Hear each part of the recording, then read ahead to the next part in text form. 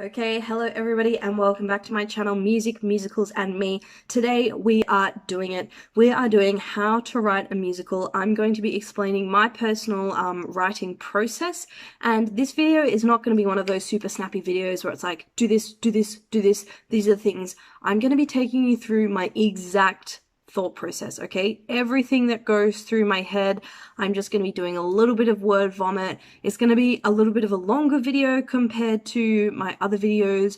So if you're not after a rambly video, this might not be the video for you.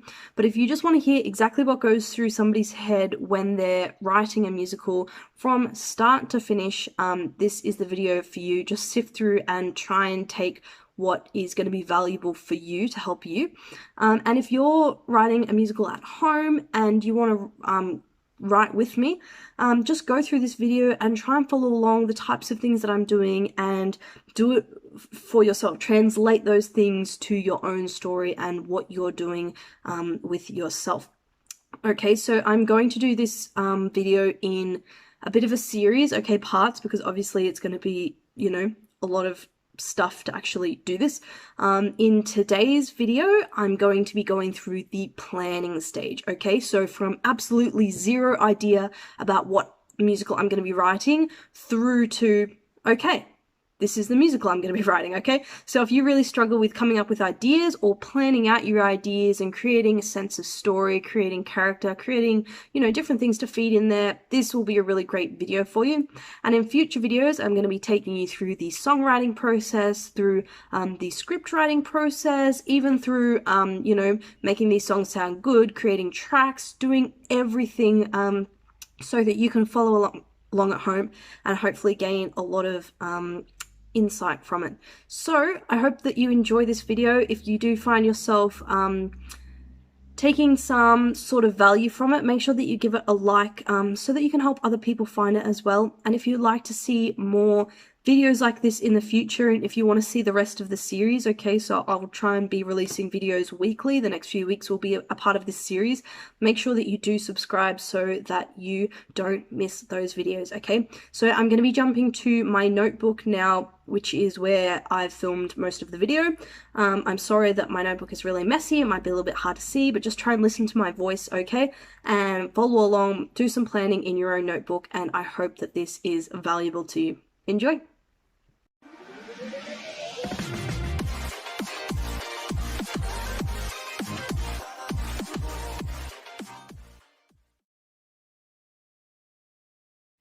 Okay, here we go, everybody. We are going to be doing the planning phase for our musical. Now, I'm sorry you'll be seeing a lot of my workbook in today's video. That's how I like to plan things out.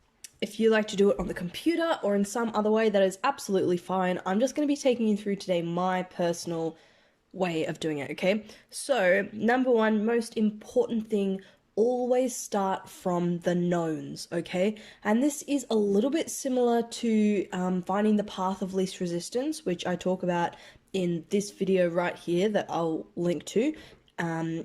But basically, you want to figure out the things you know about your musical, and they will answer other questions and give you more knowns, okay? So for me, I honestly have absolutely no idea what I'm writing this musical about, okay?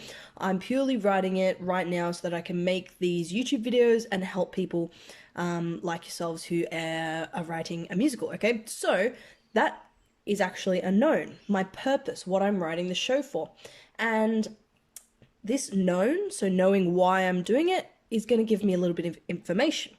So right now, if I decide to write a 3-hour epic for the purpose of making a few YouTube videos and helping people learn how to write or giving an insight into my writing process, that is going to take me a very, very long time, and I will not be able to release those videos for a long time. So I want to do something short form. For me, I've decided that I'm going to do a 10-minute musical, okay? Now, this is a pretty extreme sense of short form, okay? So you might decide that you want to do an hour-long show. You might decide you want to do a standard book musical, 2 hours, 2.5 hours with an interval. You might decide you want to do a 3-act show with 2 different intervals, okay? So you could do any kind of form that you want, but think about why you're writing this show. Are you writing it to be performed at schools? You might want to look at half an hour, 40 minutes. Are you writing it to be performed in theatres? Are you writing it to be performed at old folks' homes? Like, why are you writing this show? Start from your knowns, no matter how unhelpful they might seem. You might think, well, that piece of information isn't going to help me at all, but every known will lead to something else, okay? So now I have a new known. I'm going to write a 10-minute musical. Now, I know that doesn't sound like a lot of time. If you haven't seen a really short musical before, I would definitely recommend that you go and look up 21 Chump Street by the amazing Lin-Manuel Miranda.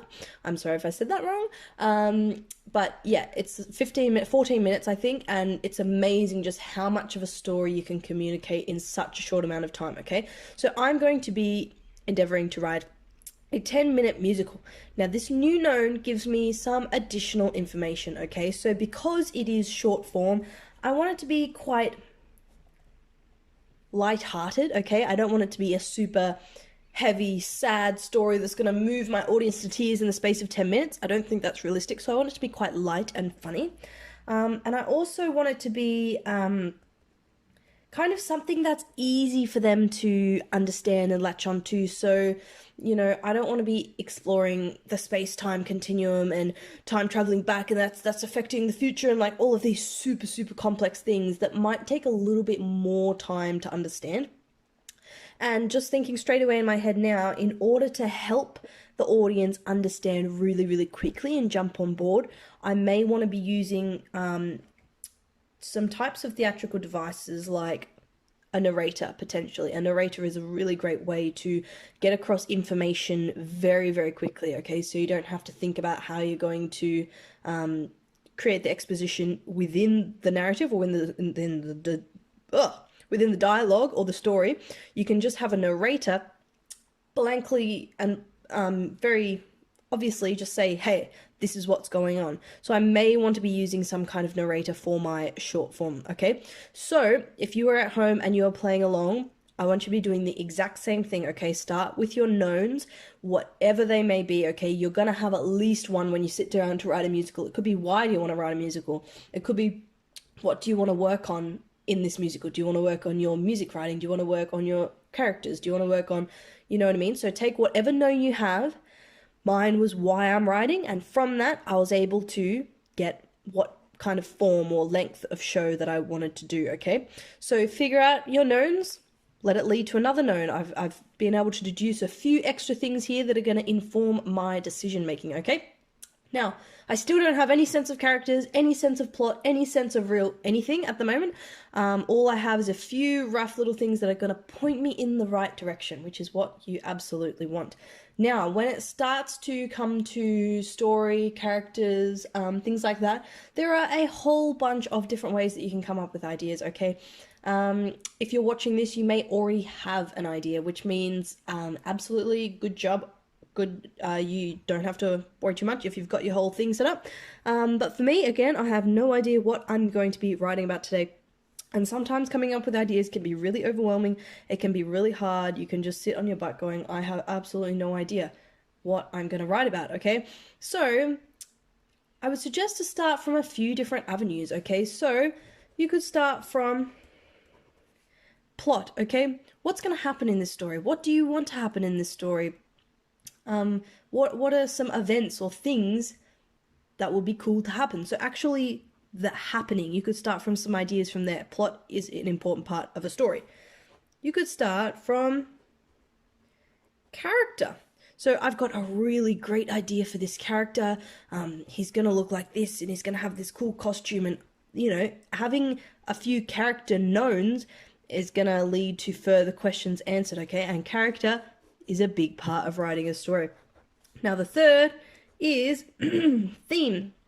Okay, so what message do I want my story to tell? What do I want it to leave the audience with as a sort of takeaway? And of course, your musical doesn't have to have some overarching message or anything huge like that, but I think that stories are really effective when they're about something bigger than just the plot, just what happens. When there's some kind of deeper message or deeper meaning for the characters, when the characters learn something, it means that the audience often can learn something as well.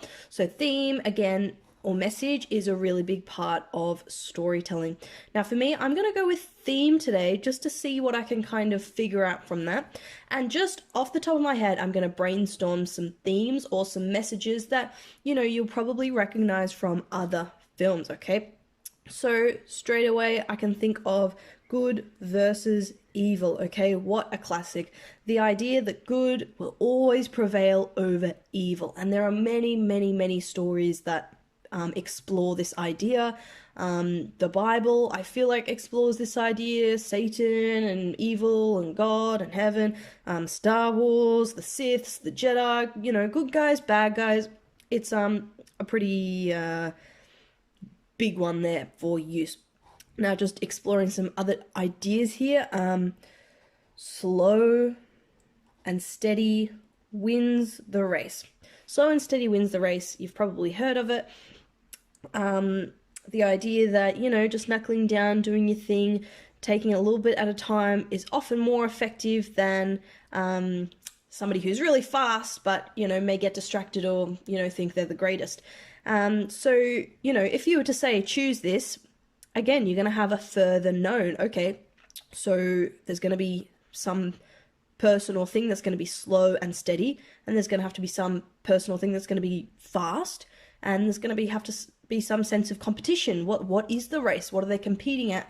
And you're going to be able to draw out different bits of character and different bits of plot just from choosing some sense of message or theme. And this can be done in another order. You might start with a character and you'll be able to draw out a theme. So if you develop this really cool evil villain character, you know, you might want to say, okay, I'm going to explore good versus evil, or, you know, he's going to be like this and I'm going to explore this theme, or, oh, he's a super evil villain. Okay, in my plot, I'm going to have him build this evil villain lab. Okay, so you can draw things out across these three groups, okay? Okay, so I'm still not super happy with either of these. I'm gonna go into a third theme here. You can brainstorm as many of these as you like until you get something that you are happy with, by the way. But it's great to just sit down and do a bit of like word vomit, you know what I mean? Just go bam, bam, bam, bam, bam. You can even Google, you know, themes, messages, whatever, to get your ideas rolling until you find something that you're happy with. Now, my next one is gonna be the grass is always greener on the other side. Now again, you've probably heard of this, the idea that somebody might really, really want something, and as soon as they get it, they realize that it's not all that it's cracked up to be, and as soon as they get it, they just want the next thing or the next thing, and that, you know, having trouble being satisfied with what you do have and things like that. Okay, so I really like the idea of grass is greener, so I'm going to take that theme, okay, and I'm going to come down and explore that a little bit more. So now I have my new known. What does that mean for my story? For the grass is greener, we're going to have a situation where the character is in that they're not 100% satisfied, okay? They want to go to this situation which they think looks really cool. The grass over here looks so green. So they do. They find a way to come over here where the grass looks very green, and once they're here, they either want to go further because they're not satisfied, or they want to find a way to go back, okay? So just from choosing a theme, okay, I've been able to take that, expand upon it, and I know this just looks like absolute scribble. If you just was to start watching the video here, it just looks like lines and circles, but this is how my brain works, okay? Just being able to scribble everything down on paper. It might help if you want to annotate certain things, but this is just to get some sense of idea of flow, story, different situations, characters, whatever. So I've established that I'm going to need an ordinary setting, a grass is greener setting, the character goes there, and I like the idea of coming full circle, so we're going to say, and it is a 10-minute musical, okay, so we're not going to do too many grass is greeners. The character realizes it's not all that it's cracked up to be and wants to come back, okay, so that gives me a little bit of information on my plot, gives me a little bit of information on my character. We've got some sense of story here, but still we have not 100% fleshed out what we're even going to be exploring in this musical. We don't even really know what this musical is about here. It just looks like a blob on a page. So what is going to happen is I'm just going to spend some time really thinking about a story that is going to be able to fit with this, a story that fits with these things up here as well, something that's light, something that's easy, something that is fun for a 10-minute musical. Okay, so we are back. All of this kind of plan I did a few days ago, and what we ended up with was this sense of little sense of a story, but without any real specifics about the character, any real specifics about the plot, or what actually happens, okay? So it has been my job over the past few days to think of a story that fits with all of those things that we had come up with. Now, ideas don't come to you necessarily overnight, especially not ideas that you are happy with, okay? And it can be really, really hard to find something that you go, yeah, that really inspires me. I want to write about this story or this idea. And I know that it's something that people struggle with. So what I have done over the past few days, and what I advise you to do as well, is not to worry about how long it takes you to come up with an idea that you're happy with, as long as you are creating ideas every single day, okay? So what I do is I challenge myself to come up with an idea in the shower, okay? So I know I'm gonna have one shower every single day, and when I'm in the shower, the pressure's on, okay? Because I can't have like a 20-minute shower and just be thinking like, oh no, don't like that, oh no, don't like that. I've got like 3 or 4 minutes to come up with an idea, and it puts the pressure on a little bit, and sometimes I need that, okay? I work well under pressure, so when I'm in the shower, I've got, okay, I'm just gonna have to come up with something. I need to leave this shower with an idea, and it means that you are constantly coming up with ideas every day, okay? So the first day I had a shower, I was thinking, I came up with something, I was not happy with it. Second day, I had another shower, came up with something, I wasn't happy with it, which was okay because I was still coming up with ideas every single day, okay? And today I jumped in the shower and I was under pressure. I was like, okay, I've got to get an idea out. And do you want to know the first thing that came to my mind in my shower today? The first thing that came into my mind was robot pigs. Okay? Robot pigs is what came into my mind, and I feel like you can trust in your gut. Is this idea worth entertaining? And I thought, robot pigs, that sounds pretty cool. I'm going to entertain this idea. Let's have a little think about what robot pigs means.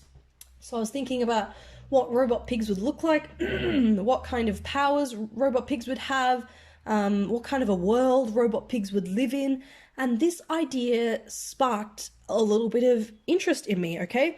I still don't know if they're going to be called robot pigs or robo pigs, but I like it. The idea is light, obviously, because it's quite comical, the idea of robot pigs. I wouldn't say it's necessarily the easiest thing because it is dealing with an alternate universe rather than our own, and that will require a little bit of explanation, but I feel like with a narrator that will be able to be easily achieved. And I am quite intrigued by ideas that are a little bit different, okay? So I don't tend to gravitate towards ideas of just boy meets girl at a cafe and they fall in love, I like to do something a little bit different, a little bit zesty. Now, moving on to our theme idea, which was going to lead into our plot and our characters. This is where the story started to develop, okay? So I initially just had the idea of Robot Pigs. Robot Pigs is not a musical. Robot Pigs is not even a 10-minute musical until you give it some sense of story and flow, okay? So initially I thought, well, in this world, is everybody Robo Pigs? And is the story about a Robo Pig? And I thought, well, no, grass is always greener. Why don't we start with a regular pig that wants to become a Robo Pig, because it seems really cool. For some reason, he really wants to become a Robo Pig. And when he becomes a Robo Pig, He realizes it's not all that it's cracked up to be, and he wants to go back to being just a regular pig. Okay, so this gives us some more information. We've got character, we've got a little pig that has a dream. Okay, we've probably got the other pigs that disagree with him, like maybe his mother pig doesn't want him to become a robo pig for certain reasons. Other pigs who oppose him. Maybe there's other pigs at school. Maybe there's other pigs at work that think that he's silly for his dreams. I'm not sure yet. And then in terms of characters, I'm trying to create this world here where pigs can become robot pigs. So obviously animals talk in this world, and animals have lives in this world. Is this world exclusively a pig world, or are there other animals in this world? Okay, so I like the idea that there are other animals, kind of like a Zootopia or whatever. So like a world where other animals can kind of live and have a life and do things. And so we've got some sense of characters and we've got some sense of plot. Okay, pig wants to become a robo pig, then he regrets it. Obviously that needs a lot of fleshing out, but that is a really good place to start. Now, jumping back across to this page, we've got robot pigs, and we're going to be using something called the story circle. This is Dan Harmon's story circle, and it is not to be confused with the hero's journey, okay? I know that sometimes the hero's journey can be portrayed in a circle, but this is the story circle by Dan Harmon, and I will try and leave an image here of something a little bit more sophisticated than what I'm about to draw, or a link in the description or something like that. But basically, it's this idea that the story is a circle, okay?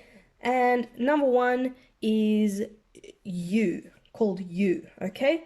And in you, you're establishing this comfort zone for the character, this comfortable world, okay? Establishing all that's kind of comfy in the world. Now, number two is need, okay?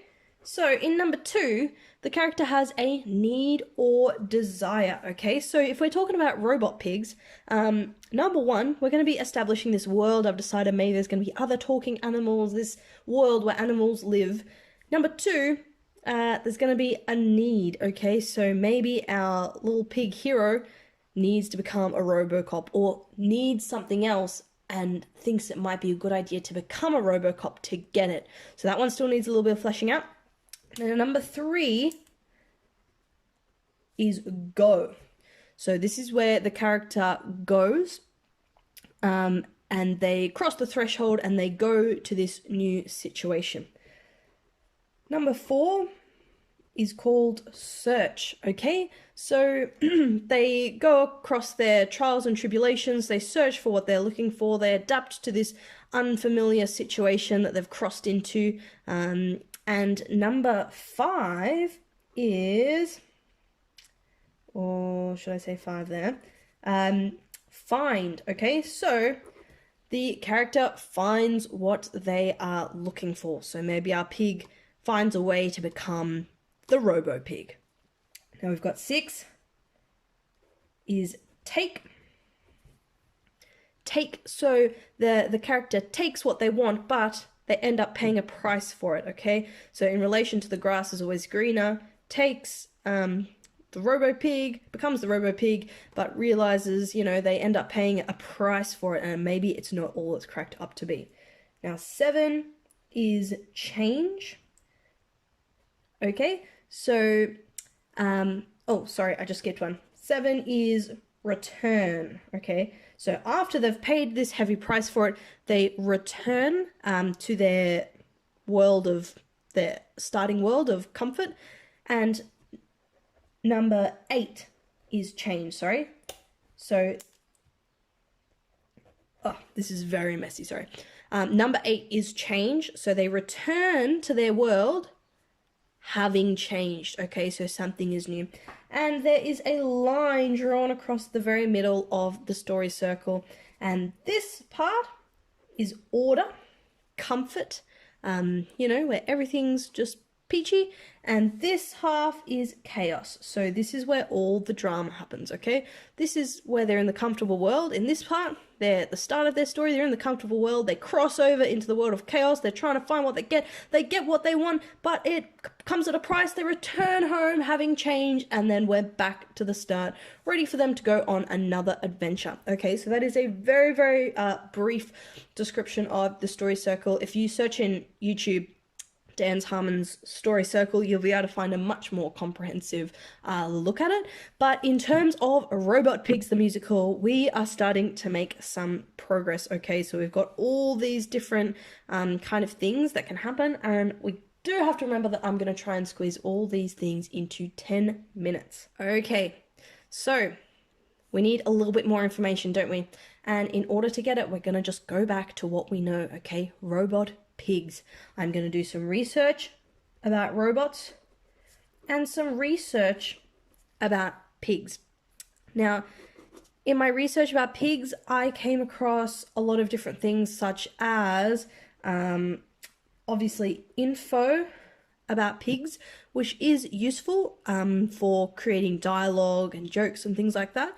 But what's going to be even more useful is like cultural references and things like that. So something that really I liked a lot was the expression "when pigs fly." Okay, I feel like everybody knows it. It's a very well-known expression, and it's something that we could play with. Okay, so there's also things like the three little pigs. Okay, so, you know, that could be a part of the story, or it could just be a little passing joke at the start, some kind of nod towards it, because again, these are things that everybody knows about. So, you know, I'm going to keep doing research on different things that could be referenced throughout, and of course, thinking about what kind of robot pig a robot pig would be, what kind of robotic elements, and, you know, when I'm thinking about what kind of robot elements, I'm probably thinking, you know, when pigs fly, robot pigs can probably fly, okay? So then we come back to the story circle. We've established this comfortable world. I'm going to be thinking about some kind of place where animals can live, and I'm absolutely going to be using the narrator to communicate this. So the narrator, for example, just could come straight out and say, the year is 2082. Animals can talk, you know? Animals can live a life, blah, blah, blah. They can go down the street and buy a newspaper. They can rent out a house. They can, you know, so using the narrator to get across this information very, very quickly. Now, we want to also be establishing our main character. I haven't really decided what kind of a little pig this main character is going to be. In my heart, it says maybe like a little 12-year-old, you know, pig who's just got big dreams, but maybe a little bit older to then be able to go and become a Robocop. I'm not sure. It could be a pig in a dead-end office job who wants a little bit more zest out of life. I'm not sure, but I think I'm going to go down the path of more of a young pig, okay? And my idea at the moment is that this young pig really has a lot of big dreams, and he wants a lot of things, and he keeps saying to people, oh, can I join in with this? Or, Mum, can we buy a PS17, a PlayStation 17, and can we do this? And everybody in his life keeps saying to him, when pigs fly, we can, you know, do this. When pigs fly, I'll buy you a PlayStation 17. When pigs fly, I'll let you play with us. So everybody keeps saying to him, when pigs fly, because it's this kind of common expression in the pig community of that's never going to happen because pigs don't fly, okay? So people keep saying to him, when pigs fly, I'll X, Y, Z. So this little piggy decides, well, if these things can happen when pigs fly, I'm going to make pigs fly. I'm going to try and become a robot pig. I'm going to try and develop this, you know, robotic suit or robotic wing attachments or something super awesome and, you know, really go for it in order to get X, Y, Z. So he needs something. He needs to get all of these things that people keep telling him when pigs fly. So he decides to go and figure out how to become a robo-pig that can fly. Okay, so on his search, maybe he goes to different parts of town and has to talk to different animals. Maybe he has to go to the lizard community and find this, and he has to go to the bird community, figure out how to make wings, or something like that. Maybe he has to go to different pigs in the pig community. I'm not sure. So he needs to search for different ways to become RoboPig. And at some point, he finds out how to become the RoboPig, and he's like, yes, now I'm going to be able to fly. I'm going to be able to show everybody that, you know, pigs can do anything, and now my mum's going to be able to buy me a PlayStation 17. This is fantastic. And he does it, and he becomes a RoboPig, but maybe this ostracizes him from his pig community, and instead of making things better and getting what he wants and, you know, getting all those things that people said when pigs fly, maybe now it's worse than ever, and he ends up paying a price, and things are not so good for little RoboPig, and he doesn't really belong anywhere. He doesn't belong in the lizard community or the bird community or the pig community anymore. He doesn't have a home, okay? So he has to return. He has to give up his RoboPig dreams. He has to get rid of all his RoboPig equipment. He returns back home having changed. Now he realizes that he doesn't need to fly. Maybe he just needs to save up his own money for a PlayStation 17. Maybe he just needs to learn to appreciate all of the pig things that make him a beautiful pig, and he doesn't need to become a RoboPig. So, just from a little bit of research and, you know, connecting a few ideas, chucking in some references, okay, using the story circle, we've started to get a little bit of a sense of story, okay? And I would say enough sense of story and enough sense of, like, theatrical language, knowing I'm going to use a narrator, knowing that it's going to be quite fast-paced, quite jokey, okay? And quite silly, I guess. That, I think, personally for me, is enough to get started. And I don't like to overplan things. I know that this might look like overplanning to some people if you're not super big planners, but for me, I like to just have a bit of a rough outline and then just go for it. Just start writing. Okay, that is it for today's video. I hope that you enjoyed it. I hope that you got something out of it. Like I said in the video, that's kind of where I'm going to be leaving my planning stage. If you're more of a planner, feel free to go ahead and really more meticulously plan it in like loads of detail. But I think that it's good to just start writing once you've got a bit of an idea, because you can figure things out as you start to create and through that process of creation. So make sure again that you subscribe so that you don't miss the next videos in this series. In the upcoming videos, I am going to be going through the writing process in terms of songwriting, in terms of script writing, okay? So this was just the planning phase. This was just the planning phase. I am going to be taking you through the rest of what it takes to write a musical, okay? So I hope that this has been really comprehensive, and then I hope it can continue to be really comprehensive, because there isn't a lot of information out there about the absolute nitty-gritties. I'm sorry that was so rambly from just my head, but I hope that it has been of value. Let me know down in the comments if you enjoyed it and what you struggle with in the planning phase. For me, it's just keeping it all contained. Sometimes I go on little tangents, okay? So I hope that you have enjoyed and that you have a great day.